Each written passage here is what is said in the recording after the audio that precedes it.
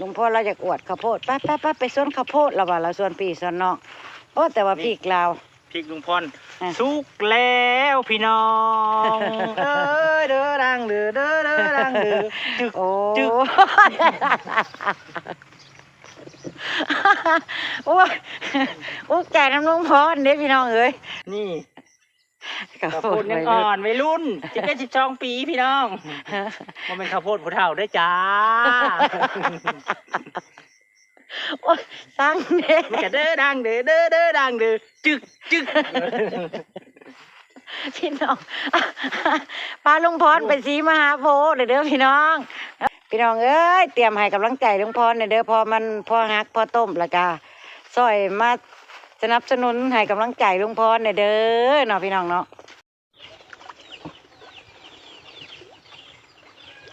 สบายดียามแรงเด้อจ้ะพี่น้องสบายดีเบิดสุขคนเด้อยินดีต้อนรับสู่ช่องแม่น้องบอยคือเก่าคือเดิมตามลุงพรเขาสวนแวะให้อาหารป่าก่อนพี่น้องพอดีไปหาเจซีมาลุงพรละได้เบี้ยพักนางตู่มา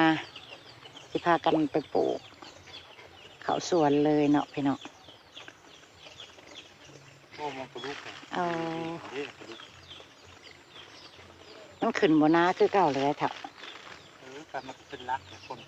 เจ้ากวนมันมือนั่นแหละตั้งแต่มือลุงพรวานแห่ใส่แสลมนั่นแหละพี่น้องมันก็เป็นแบบว่าสีย่านเนาะสีตื่นจักหน่อยเนาะพี่น้อง เจ้ายาหยามเฮ็ดลุงพรผูกคนกินปลาดุกตัวหนึ่งปลาดุกเพิ่นขึ้นกินหัวอาหารน้องบิ๊กโทรตามเมื่อตะกี้บ่แม่นวิดีโอประบวตัดไปอีกแล้วบ่โทรศัพท์ก็ได้พี่น้องเอ้ยยังใส่เครื่องเก้าถ่ายอยู่เด้อจ้ะพี่น้องเครื่องที่น้องอามฝากมาให้ไปหาจีซีให้เพิ่นตั้งให้แล้วยังเฮ็ดบ่ได้จ้ะพี่น้องรอให้ประบัวเปิดซิมใหม่ก่อนเปิดเบอร์ใหม่ก่อนที่ไปเปิดเบอร์ใหม่ห้านขายเบอร์ซิมโทรศัพท์อยู่บ้านประบัวผัดว่าเบิดอีก2 วันจังสิมาผัดว่าพุ่นละเราให้จัดการให้เพิ่นเขาตี้เขาทางกันสิร้องใส่เบิ่งตัวนั้นตอนนี้ใส่ตัวนี้ไปก่อนเด้อพี่น้องเด้อจ้ะไปข่าวชวนกับลุงพร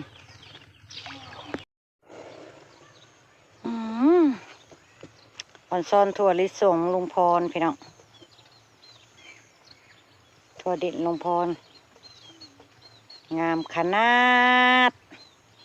ปลูกต้นประจูกันไปเลยเนาะอายุจักเดือนก็เฮ้ยถั่วเนี่ยมันมีอายุจักเดือนบ่ฮะโลกได้นะ3 เดือนบ่เฮ้ยปะบัวกันยังบ่ได้หูอีกอย่างใดแต่ว่าเพิ่นออกอันนี้เลยเพิ่นออกดอกเหลืองๆเลย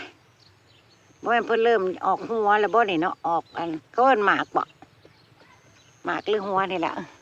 ยังกระยามันพอข้าวโพดลุงพรก็เป็นสั้นเลยเด้อพี่น้องพวกงามเลยเด้อจ้ะถ่วมหัวเลยเด้อจ้ะพวกอันนั้นสวนข้าวโพดลุงพรความสวยงาม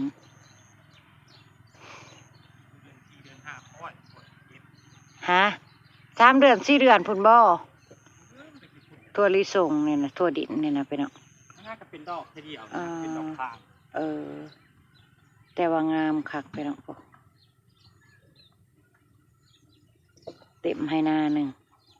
ถ้าเพิ่นเป็นหัวดกจบดีก็ถือว่าได้หลายสมควรจ้ะ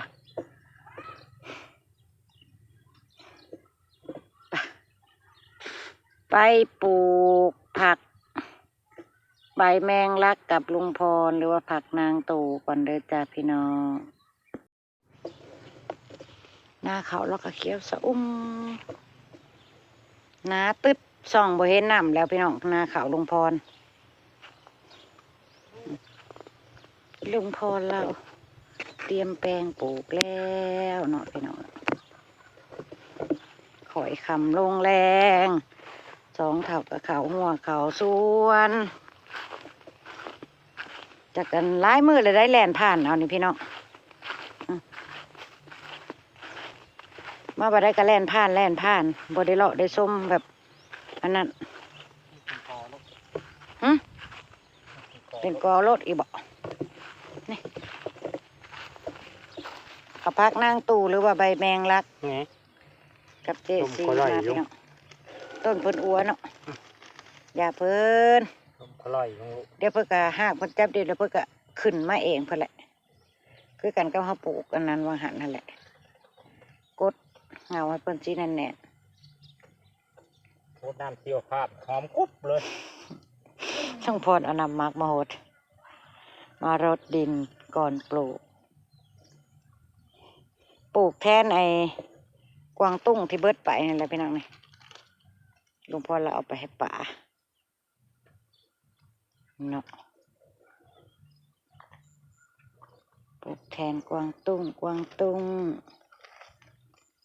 บ่ให้พื้นที่เปล่าว่างเบิดอันนี้กระปลูกอันนี้ใส่ต่อตีเนาะพี่เนาะปัญญามหน้าได้จ้ะไทยทมปัญญามหน้าก็งัดขึ้นไปปลูกบอนใหม่ไทยทมก็คือนี่แหละนี่นะโหระพานี่เนาะพี่น้องป้าบัวยังบ่คิดได้ว่าหลวงพ่อเราเอาง่างลงมาอยู่สวนน่ะบ่คิดว่าเพิ่นสิติดได้ง่างเป็นต้นบักใหญ่ลงมานี่เด้มาแล้วกันหั่นเด้เรียบร้อยอันนี้คือกันแหละบรรณาหน้ามาเฮาก็ง่างขึ้นไปปลูกอยู่สวนเนาะพี่น้องหรือไม่ก็หูดเอาเม็ดเอาในเพิ่นนั่นแหละขึ้นไปหว่านไว้ใส่แกงเห็ดปวกบัดยามเห็ดปวกเนาะพี่น้องว้ายขาดใบแมงลักไม่ได้เด้อแกงเห็ดปวกเด้อพี่น้องปลูกไว้ถ่ายเห็ดปวกลุงพรวะ โอ้ยงามเด้ตะวันร้อนใกล้จะรับปลายไม้แล้วก็มาส่องใจใบพืชผักผลปลูกลุงพรพี่น้องเอ้ยเหลื่อมหยาบมะเขือนี่ก็คือสีดกดีขนาดบัดเพิ่นเป็นนั่นออกหมากนี่เนาะเห็นดอกเพิ่นเป็นพวงอยู่พี่น้องมะเขือม่วงมะเขือเปาะน้อยๆเห็นนะแซ่บได้ป้าบัวยังมากกินกับลาบกับก้อยกินกับตำ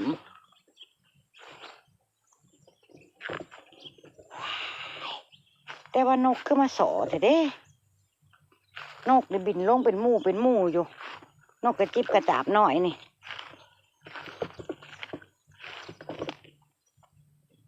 หัวเริ่มโตแล้วเด้อกระหล่ำพี่น้องนี่กระหล่ำหลวงพ่อเริ่มหัวโตขึ้นแล้วเด้อกระหล่ำจากที่ป้าบัวพอได้มาเดินชมลายมือเติบละได้มีแต่แล่นผ่านเอาลงมาเก็บพักแล้วก็แล่นขึ้นนะเนี่ยนะมื้อนี้ขออนุญาตเดินชมพาปีขนองเบิ้งอีกก่อนเด้อเนาะโอ้ยผักอันนี้ก็สิบ่แก่ก่อนงานเจสีบ่เด้พยายามบ่อยากกินอยากเอาไว้มื้องานผูกแขนน้องลีโอกับเจสี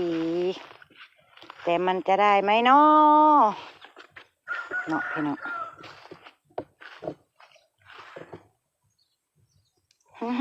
ข้างหน้าก็แก่แล้วเริ่มออกดอกแล้วแม่เขาว่าเบี้ยเพิ่นลั่งตั้งแต่วานพุ่นเนาะมันลั่งเด้พี่น้องเอามาปลูกกับมันเป็นเบี้ยแก่แล้วเลย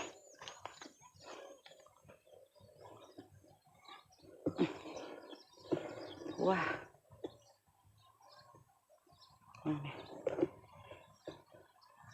ในสวนลุงพรก็จะมีแต่กระหล่ำนี่แหละในสวนลุงพรนะ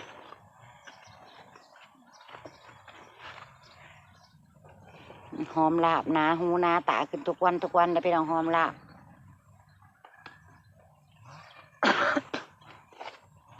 โอ้ยงามเจ้าหลายอ่อนสอนเจ้าเดเนาะหัวใหญ่เติบแล้วจักนอดประบวกก็ได้เอาขึ้นไปให้ลูกค้ากินกับก๋วยเตี๋ยวได้แล้วพอดีแล้วบุญบ้านประบัวบุญพาป้าเดือน4เนาะพี่น้องเนาะเดือน4บุญผ้าป่าอีกแล้วบ้านประบัวโอ้หัวนี่เพิ่นโอ้แน่นอยู่เลยพี่น้อง แน่นอยู่เด้อปึ๊ดๆอยู่ปาดตอนป้าบัวไปซื้อพักน้ำนองเอื้อเนาะแบบนี้แหละพักน้องเอื้อนะกะหล่ำน้องเอื้อนะป้าบัวเห็นแล้วสะอึกสะอื้นอ่อนซ้อนนั่นเด้บ่คิดว่าของเจ้าของก็สิคือของเพิ่นอืมเนี่ยว่าของเจ้าของมันบ่ทันได้ใหญ่เนาะไปเห็นของน้องเอื้อบัดนี้โอ้ยเฮ็ดจังได๋สิได้คือของเพิ่นเนาะบัดนี้เนาะที่ไหนได้มันก็ซ้ำกันหั่นแหละพี่น้องถ้ามันงามนะนี่แต่ละต้นเทียบเท่ากันเบิดกะหล่ำนี่เนาะนะมึงแน่พวกใบหนึ่ง2 คืบป้าบัวบ่เสื้อสิคืบให้เบิ่งเด้อป้าบัวสิคืบให้เบิ่ง2 คืบกลัวพุ่นนะพี่น้อง2 คืบกว่าเพิ่นว่า2 คืบกว่าเลยเด้อกะหล่ำ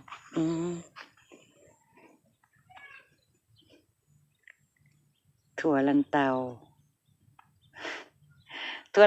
อันแคะของป้าบัวก็เป็นหมากให้กินอยู่เพราะว่าป้าบัวปลูกบ่เป็นมันก็เลยเป็นถั่วลันเตาแคะบ่เป็นหยังปีหน้าป้าบัวสิแกะมือใหม่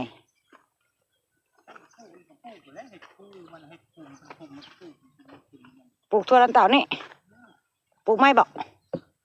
เพราะว่ามันก็อายุบ่หลายได้นี่ปลูกแป๊บเดียวมันออกหมากเลยเนาะเฮ็ดไม่บ่เฮ้ยลุงพรมาจากปลูกไม้พี่น้องทั่วลันเต่าเนี่ยจะแกะมือใหม่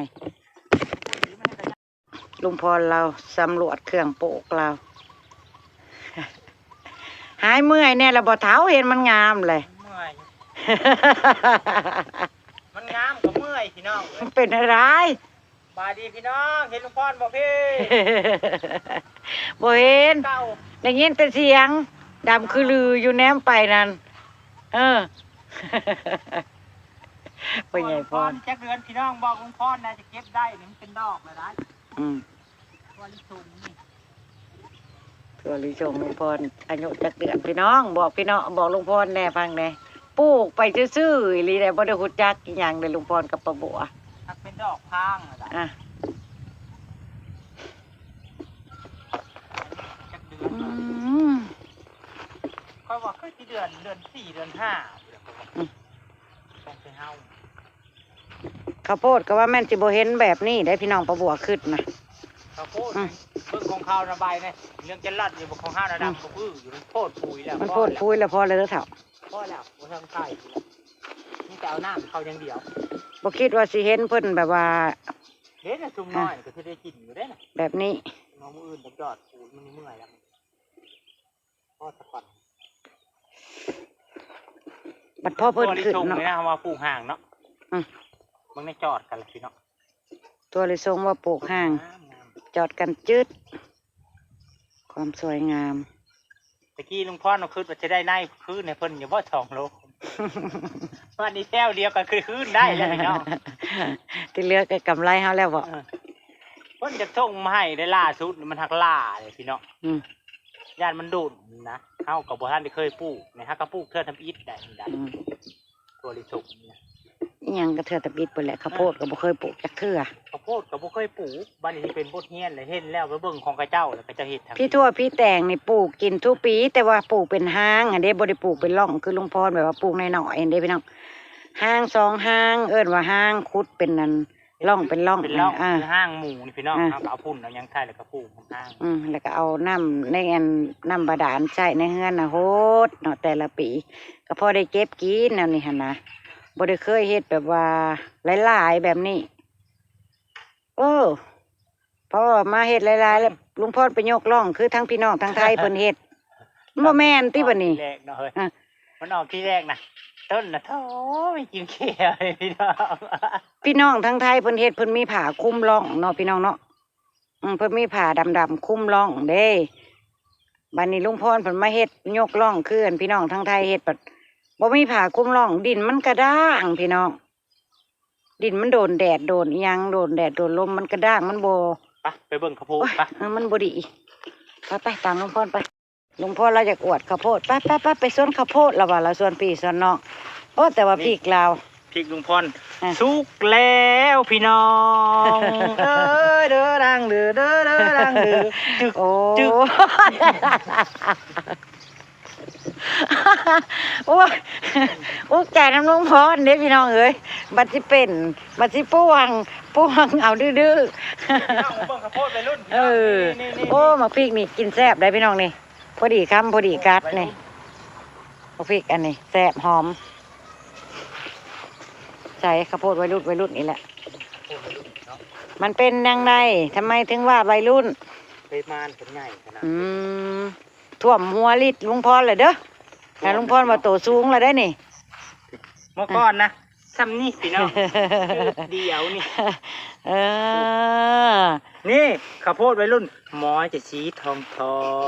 พี่น้องข้าวโพดผู้เฒ่ามันสีอ้วยซวยดำ โอ้ อันนี้ข้าวโพดวัยรุ่นจ้า นี่ข้าวโพดยังอ่อนวัยรุ่น12 ปีพี่น้องมันเป็นข้าวโพดผู้เฒ่าด้วยจ้า โอ้ยสั่งเด้ มันก็เด้อดังเด้อเด้อเด้อดังเด้อจึก พี่น้องพาลุงพรไปสีมหาโพธิ์เด้อพี่น้อง งามแล้วพี่น้องมีตัวหน่วยใหญ่พี่ ลูก งาม ใหญ่ อะไร ลูกใหญ่ผู้ใดอยากมาเด้อมากินน้ำลุงพรเด้อพี่น้องเด้อ เนาะข้าวโพดอันนั้นเลยนี่พี่น้อง ตัวนี้จะเป็นข้าวโพดเหลืองเลยตัวนี้ เหนียวชมพู ตัวนี้เหลืองนะค่อยมาทับใส่ ของซ้อนแดงเลยนี่พี่น้องเหนียวชมพูแซ่บสุดในบรรดาอัน มีช่องต้นข้าวโพดอันนั้นเนี่ย ข้าวโพดข้าวเหนียว นะผู้ใดอันโบฮูจักกะจิโบฮู้ พระบัวว่าสิชวนลุงพรมาเชียร์หญ้าบ่เชียร์ว่าให้งัวพี่น้อง อืม เพิ่นงามดีผู้ อืม โมเมนต์หญ้าเด้อพี่น้องต้นข้าว ต้น เด้ เขาปะบัวไปนะเฮ้ยไปเอาออกให้นะ จะน้อยเพิ่นก็หมดอายุเพิ่นข้าวโพดโอ้ยทางพี่ให้กระมานใหญ่พี่น้อง ใช่ พี่เลาะมาพี่ข้างหน้าลุงพรพี่เฮ้ยให้กระมานใหญ่ต้นใหญ่ให้กระมานใหญ่เนาะนี่มึงแน่ผูก เขาเอิ้น แคน ฟั มั ก นบิ๊กเลยเนาะ เอิ้นฟักบ่แม่นเอิ้นมา พ่อใหญ่พรเอาต้นละ2 ฟักพี่น้องต้นละ2 พักคนงามพี่เป็นบน ทำแขนลุงพรเลยปอตุ๊บ พี่น้องเอ้ยเตรียมให้กำลังใจลุงพรเด้อพอมันพอฮักพอต้มแล้วก็ซอยมา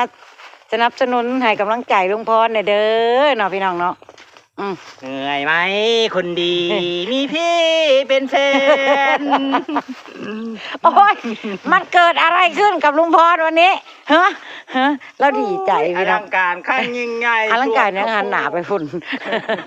อลังการอลังการมาหันหลังไปทางใดพี่ต้องทางพี่ทักชวนข้าวโพดพี่ เออ อลังการข้างยิ่งใหญ่ เปิดแล้วเปิดใหม่ชวนข้าวโพดลุงพรจ้า